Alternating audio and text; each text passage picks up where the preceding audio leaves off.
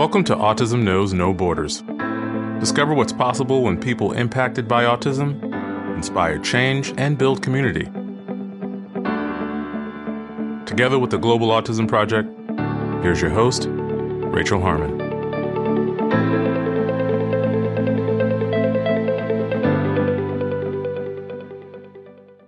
Hello, everyone. This week, we're celebrating the 1-year anniversary of our podcast. It's been an eye-opening journey that continues to leave us surprised, inspired, and moved. We've learned so much from self-advocates sharing their experiences, family members talking about accepting their children's diagnoses, and professionals discussing best practices in the field of autism services. We've covered a wide range of topics such as ableism, masking, the neurodiversity movement, intersectionality, disability rights, cultural humility, and international collaboration. A huge thank you to all of our guests for openly sharing your stories and educating us about your perspectives. In today's episode, we'll be highlighting some of our dedicated listeners who have continuously supported this podcast over the last year. We want to give our community a chance to express what they've taken away from listening to the show. You'll hear from Cameron Burrell, Griffen Wharbolt, Swathi Srinivas, Mary Johnston, Carrin Whitehurst, Nicole Ezcurra, Colleen Dorsey, and Liz Castillo. I'd like to give a special shout out to Liz, who had been working as a Global Autism Project team member until the beginning of this month. She just recently had her second child and is busy embarking on a new chapter, but she'll always be part of the team. Liz had been cultivating relationships with our community on social media since we launched the podcast.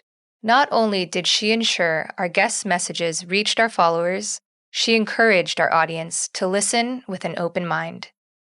Liz has played an integral role in reminding us to do with the autistic community and not for them. This compilation episode was actually her idea. She's been a trusted colleague, a dear friend, and just such a beautiful human all around. We wish you all the best on your new endeavors, Liz. Other team members who help make this podcast happen are Chung Tran and Linda Zhang. Chung, thank you for creating our beautiful visuals and audiograms week after week. Linda, thank you for managing guest relations and keeping us organized. And of course, this podcast wouldn't even be possible without Molly believing in the idea from day one. In this episode, discover what's possible when the audience takes the mic. To learn more about the guests mentioned in this episode, please visit our website, autismknowsnoborders.com. We appreciate your time. If you enjoy this podcast and you'd like to support our mission, please take just a few seconds to share it with one person who you think will find value in it too. You can also follow us on Instagram at Autism Podcast, subscribe to our YouTube channel, Global Autism Project, and join our community on Mighty Networks at community.globalautismproject.org. And now, I present you our podcast listeners. Hey there, folks. Thanks again to listening to this episode, and hopefully you all are doing well. To start this off, my name is Griffen Wharbolt. I currently reside in Cypress, Texas, and I was diagnosed with autism when I was 8 years old. Now, mind you, when I was diagnosed at the age of 8, that's where life I wouldn't necessarily took off, but it certainly ever since I was diagnosed, it led me to a direction where I am now. There's things that I still have to deal with on a daily basis because of how my mind works and how I process things. Like one of the things I struggle with is social cues. I also struggle with reading human expression and emotion. And while one person may look at it as, wow, this person with autism or this autistic really has to deal with numerous difficult factors or difficult things, which is true. There are things that I have to deal with on a daily basis, but it's because I was diagnosed with autism or because I am autistic, it's led me to this beautiful community that I'm glad to be part of. And through social media such as Instagram, it's enabled me to meet other individuals who are on the spectrum like me, who also listen to this podcast.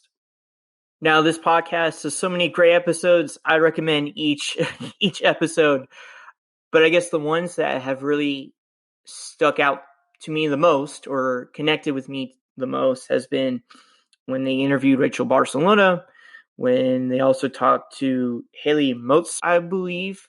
And also, this definitely connected with me the most, or resonated with me, is Anthony Ianni. Reason being with Anthony Ianni is that he's got a passion for sport, and so do I do. His happened to be basketball, mine's football. I argue that football is way better than basketball, but look, that's just an opinion of mine. But in all seriousness, he's able to pursue something that he loves doing through collegiate athletics, with him being at Michigan State University, being a basketball player. And also, more importantly, which is something that I want to be able to do one day or pursue, is being a husband and a father. And that's where I feel like that resonated with me the most.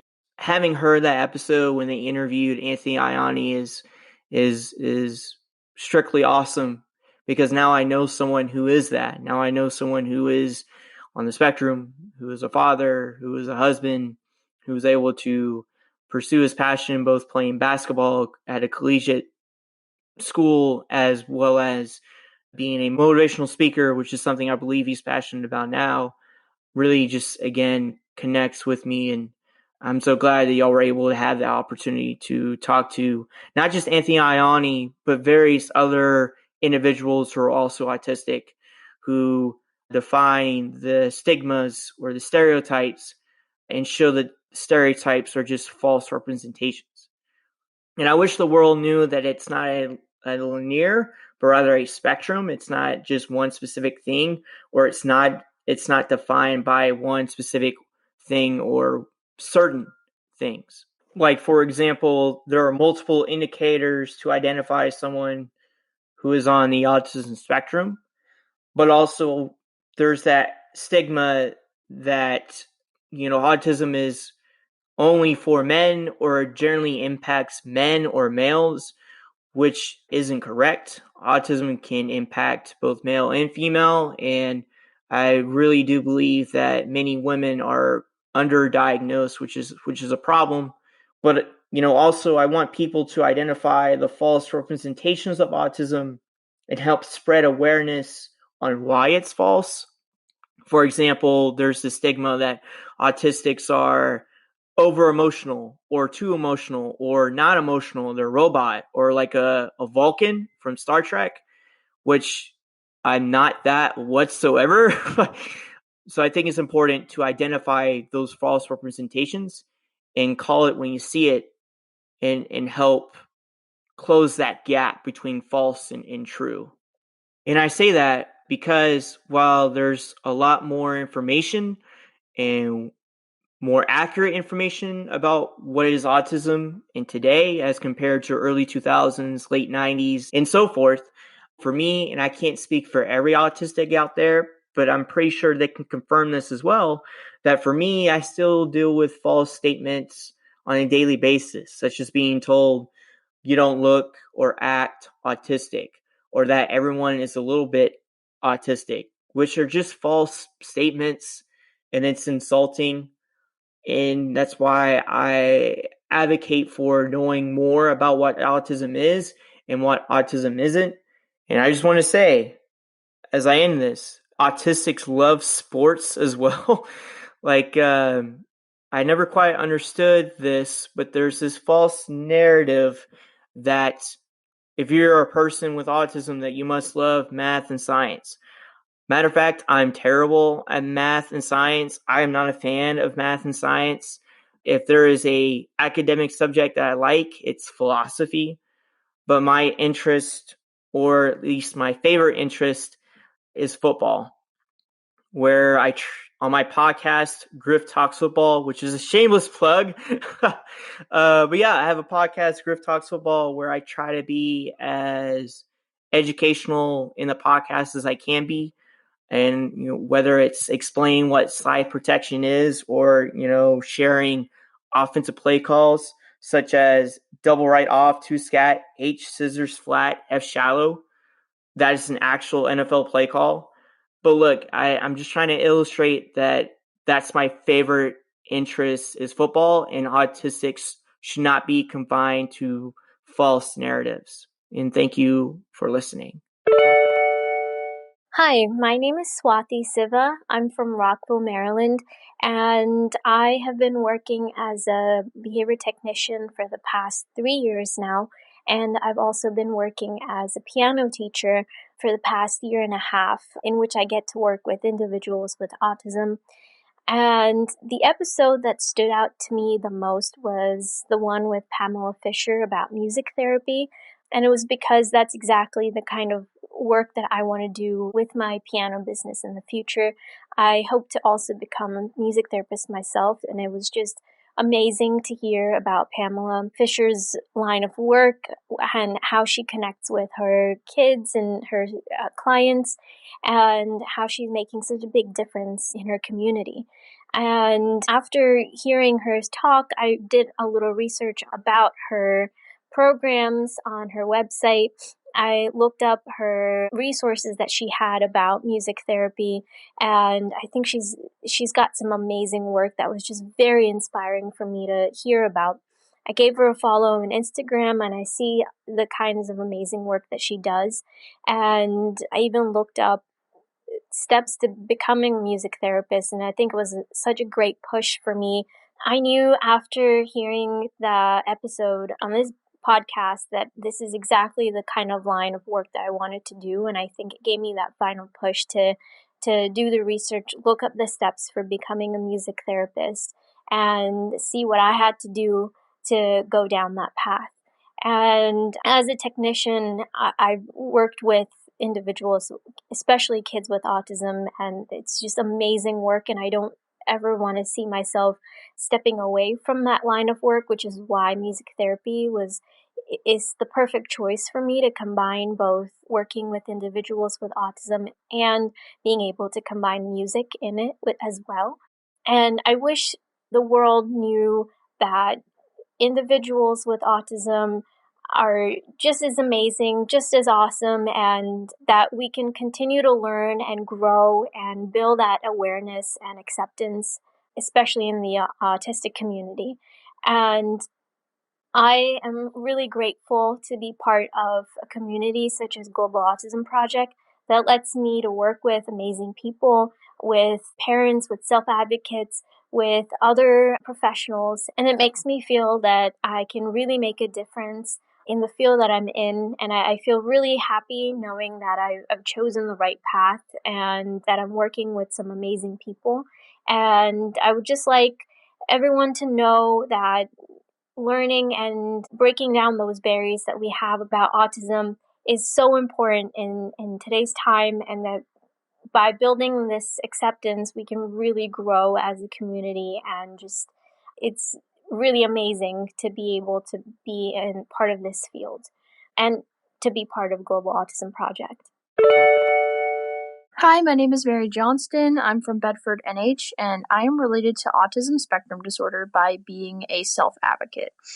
The episode that stood out the most to me was the one with Rachel Barcelona talking a lot about the actually autistic movement. I really agree with some things she said, some things about the neurodiverse movement occasionally being a little judgmental or disagreeing with some of the stances and then agreeing with some of the stances. And I connected with that personally because there are some things that I do and don't agree with. And it left me feeling inspired because I do fight for the neurodiversity movement. Something that made me do research on a topic I'm passionate about and learn more about it would be mental health or service dogs. And something that helped me when I was feeling alone was my church and my friends and family. What I wish the world would know more about autism would be self-acceptance. And if there's anything I'd like to share about the community, it's to be yourself. Hi, my name is Nicole Ezcurra, and I'm from San Rafael, California in Marin County, which is just 10 minutes north of San Francisco. I'm a speech language pathologist for a small non-public school for kids with learning differences. I'm also in the process of receiving my BCBA certification and personal training certification for working with individuals with special needs. So an episode that really stood out to me was the episode on February 24th, which was episode 49 with Michael Gilberg. It contained a lot of diverse topics like special education and disability rights, the importance of teachers and staff being aware of the social emotional needs of their students, that school isn't solely about grades, and also contained a lot of great information about his own personal experiences. This particular episode really made me self-reflect on who I am as a service provider in a school and how I can better support my own students based on who they are as individuals. He gave great tools and strategies for service providers on how to support social emotional development, and that it's extremely important, sometimes more so than progressing academically in grades. He also shared signs to be cautious and aware of when it comes to students receiving appropriate needs at a school setting. But I think most importantly in this episode, I felt inspired when Mr. Gilberg challenged the idea of normalcy and questioned if neurology even has a quote unquote normal, or if it's just whatever society has deemed as normal at that moment in time. Overall, he gave a great reminder that in the end, we all just want the same thing, which is friendships, connections, and a life of meaning. So I've been working with kids with autism for the past 10 years. And personally, as a service provider, I just wish people were more open to learning about and connecting with people who have autism. I think we can all get stuck in our own heads about how do we connect with someone who may be different than ourselves. But the truth is, we're all different from each other. And the children and teens that I have worked with who have autism don't mind if a conversation feels a little bit awkward. All that matters is that someone is actually taking the time to listen to them and play and connect and be social. People with autism, just like Mr. Gilberg said in the episode, just want connections and want to be accepted and feel accepted like the rest of us. That the differences aren't quite as big as society can sometimes place on someone with autism, and that it's truly a spectrum. People with autism do have great strengths and challenges just like anybody else does. Overall, I'm just trying to learn as much as I can about how to be a better person and service provider and advocate for those with autism. I hope to be able to make schools and gyms more inclusive for people with different needs. I think Autism Knows No Borders is such a fabulous way to really learn and broaden your own education about individuals with autism beyond your own community. And the best teachers are truly those with autism themselves. So I want to say thank you for your time. I feel very fortunate to be able to share some of the impact Autism Knows No Borders has had on me, and I'm looking forward to learning more. Thank you. Hello, my name is Carrin Whitehurst. I am an autistic speducator in California, USA. I really liked the episode about intersectionality. It's not enough to bring it up, I feel like, and she did such a good job explaining it. And it was impactful, and it was something I utterly agree with. I think so many times in autism and the neurodiverse movement, we only talk about autism. We only talk about that instead of talking about how our race, our social economic class, and our education level, it all affects who we are as people. And I always believe and tell people autism is a part of who I am. Autism doesn't control me. It's a part of who I am. And I both love and hate that part of me. So yeah, I think it's so important to bring up that look, this is a part of who we are. It's a huge part. And that other parts are impacted by it and vice versa. The woman who was on your guys' show talked about how she is Black and autistic and a woman. These three things really add up. And I really related to it because I have students I work with who are Black, and the parents and I, we've had so many conversations about how they got 2 strikes already. They're Black and disabled. So I think it's really important for people to bring this up. And hopefully, I've been in meetings speducator where other speducators, say it's behavioral, it's not a disability, and da-da-da-da-da. So I think it's really important to bring up the race card with disabilities, especially with autism. So yeah, I think that's hugely important. I wish the world would allow for more appropriate accommodations and modifications, not just in education, but further on in jobs and careers and life, and allowing people to fail, I would say, would be another one. So many of my students and parents are so scared of failure that they overcorrect, they overdo it. So now we have children and people who are so fearful of failure that they're not able to be the best they can be. And even if it's not what society thinks is the best, it's what the person, the people thinks is the best that I think is forgotten. I myself am an advocate. I said I'm a educator. I'm a resource specialist at Oakland Unified. I advocate a lot for my students within my own college, University of the Pacific, where I'm actually graduating this year. Wow, not even this year, next month, like early May, with my master's degree in education with a specialization in special education, where I will be credentialing. I also work with Autism Career Pathways on their board of directors, where we're trying to neurodiversify the workforce, empowering both the employer and the employee. So I just wish that the world and community knows that we're here to help and that they're not alone. Growing up, I always felt so alone. So I think that, especially on Instagram, that exposure to this community of people who have voices are being heard and are impactful, I think it helps. So yeah, I think that you guys have a great podcast. Maybe one day I'll be on it, and hope you guys all have a great day. Namaste. Hi, it's Rachel again. This next message was sent in from Cameron Burrell, who has asked me to read it on his behalf. He says, "My name is Cameron Burrell. I am from California. I was diagnosed with autism at age 6. The episode that helped me the most was the Temple Grandin episode where she went in depth. I wish people knew that not everyone with autism is the way they portray it in movies. I wish that they wouldn't just show the Rain Man type, but the dynamic range in the spectrum." Hey there, this is Colleen Dorsey, and I'm from Massachusetts, which is in the United States. And I want to first share with you my connection to autism and a little bit about myself, and then I'm going to talk about how much I love this podcast. My connection to autism is that I'm a special education teacher. I work for an educational collaborative that services students within the central part of our state.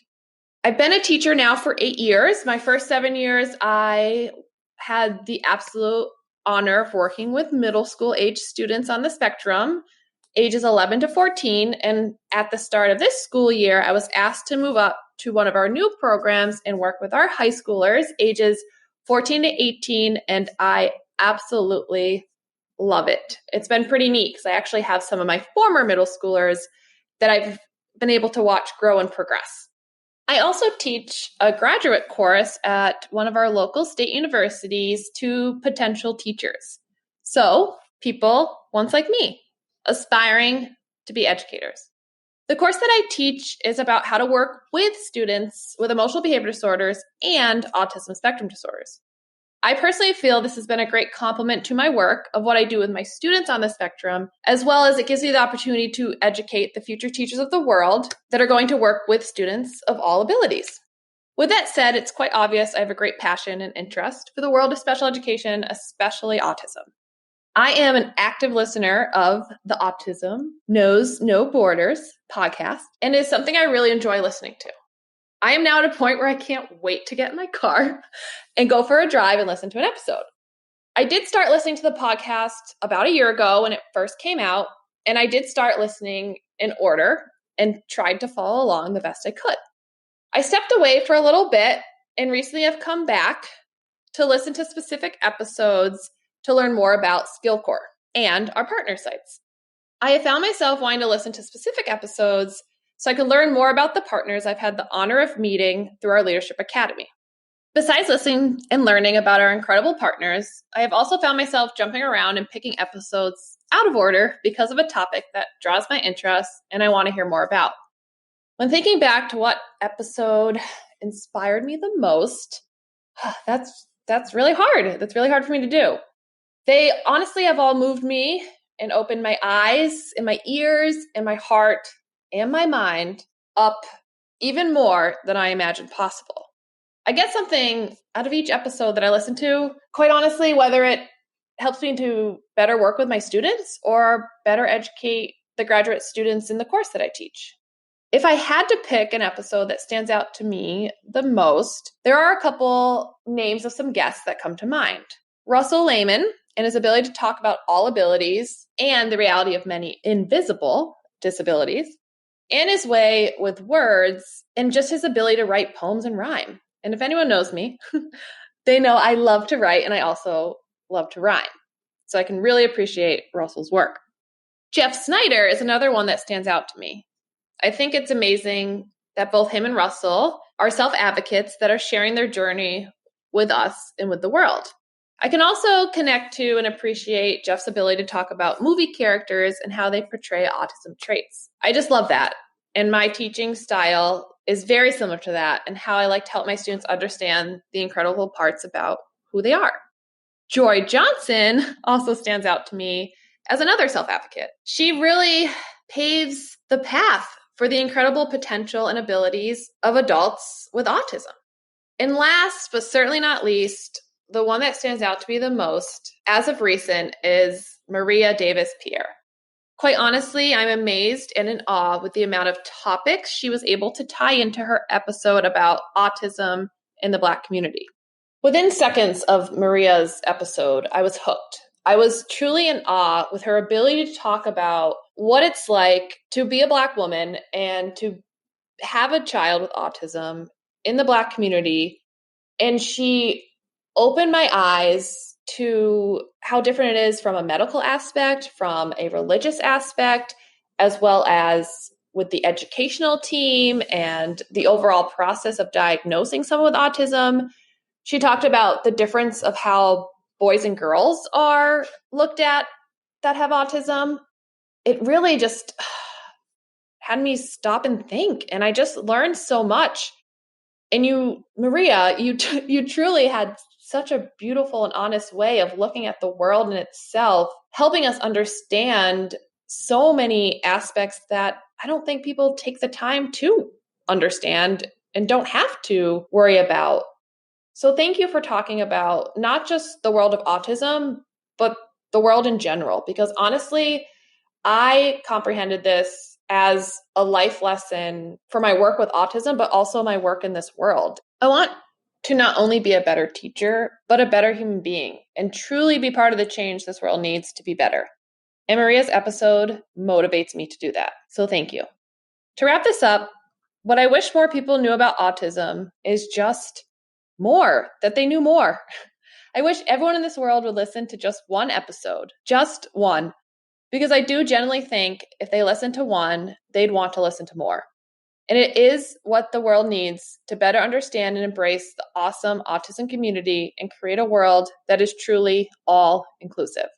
With that said, thanks for listening to me. And thank you to all our guests. I cannot wait to go back and listen to more. And quite honestly, I feel like I've listened to so many, but when preparing for sharing all this with you, I was like, wow, there are so many episodes I still need to listen to.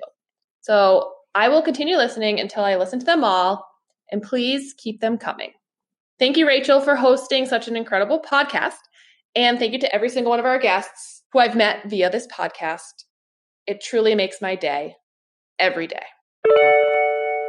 Hi, my name is Liz Castillo, and I'm originally from California, currently living in Maryland, United States. I really started off with my connection to the autism community as a service provider, and over the past couple of years, I feel that I've evolved into more of an advocate and really just have learned to do a lot of work with the autistic community. So really, the way that I'm related to the autism community is just through relationships that I have formed over the years. The episode that really left me curious is Cheryl Albright's episode. I believe it's episode 28, and she's an occupational therapist and also a certified yoga instructor. I think it was called Yoga for the Special Needs Children.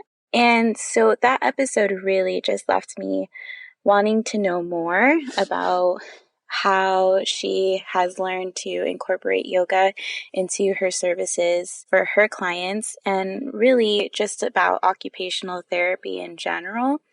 And hearing her explain the way that it is adapted throughout the lifespan for a variety of reasons, and all of the things that she's able to help support people with in gaining skills in that area through occupational therapy really was just inspirational. And I love the way that she explained that she really cares and prioritizes the way that she delivers services. So from a trauma-informed background. So I just appreciated that episode so much, and I learned so much, and it was just such a pleasure to hear Cheryl share her experiences. So that's the one that really stood out to me the most. What I wish the world knew about autism is that it's experienced by adults as well as children. And I say this because of my personal experience and of the conversations I've had with people who I am close to. And when I first learned about autism, it was through one of my preschool students. And from that moment, moving forward, everything I learned about autism was in relation to children. And I think that as a community and as a society, if we want to make meaningful change in this world for the autistic community, we're going to start by listening to the autistic adults that are around us and really empowering them and supporting them and doing the work with them to help create a world that is truly accepting. And I think that's what makes this podcast so powerful, just because it embraces and it gives autistic adults the platform to share their message, to share their experiences. And I think that that's key if we want to create change. And I just think it's powerful that as a community, everyone has a different background, but we're all here supporting the same thing. Thanks for tuning in to Autism Knows No Borders. Listening to what our audience has taken away from this podcast really motivates us to keep going. There are countless meaningful stories we still want to share with you. The world needs to hear these important messages so that, together, we can spread awareness, acceptance, and hope. We want to thank you for your continued encouragement, and if you're a new listener, welcome to our community. Are you a self-advocate willing to share your experiences and educate others? Are you a professional seeking to hear directly from autistic voices and improve your practice? Are you a family member hoping to support and empower your loved one? Whatever your role related to autism is, you can join our global autism community to connect and collaborate with people all over the world. Sign up today at community.globalautismproject.org. Let's work together to transform how the world relates to autism. Thanks for listening. Take care. Tune in each week for engaging conversations of how people across the globe are inspiring change and building community. You've been listening to Autism Knows No Borders, brought to you by the Global Autism Project.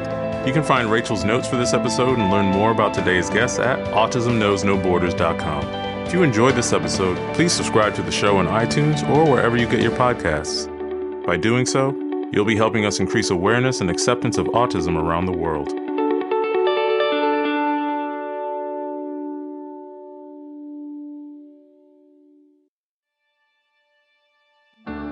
You've been watching Autism Knows No Borders.